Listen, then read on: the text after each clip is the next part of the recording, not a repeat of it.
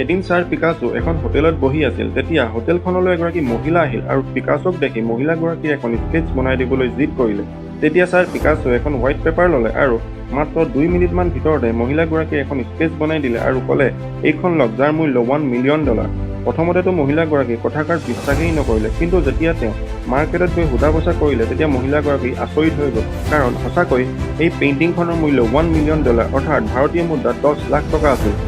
তেতিয়া মহিলাগৰাকী আকৌ ছাৰ পিকাছোৰ ওচৰলৈ গ'ল আৰু সুধিলে, আপুনি ইমান কম সময়ৰ ভিতৰতে এখন মূল্যৱান পেইণ্টিং কেনেকৈ বনাই দিব পাৰে? তেতিয়া তেওঁ হাঁহি পেলাই উত্তৰ দিলে, যিখন ছবি আপুনি 2 মিনিটমান ভিতৰতে বনি যোৱা দেখিছে, সেইখন বনাবলৈ মই জীৱনৰ 20-25 বছৰ ইনভেষ্ট কৰিছোঁ আৰু তাৰ পাছত এনে এখন মূল্যৱান ছবি মই বনাবলৈ সক্ষম হৈছোঁ।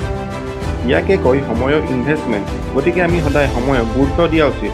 বৰ্তমান আমাৰ হাতত সময় আছে, গতিকে সেই সময়বোৰ ভাল কামত বা নতুন স্কিল ডেভেলপমেণ্টৰ ওপৰত খৰচ কৰিব লাগে, যিটোৱে ভৱিষ্যতে আমাক সদায় ভাল ৰিটাৰ্ণ দি থাকিব।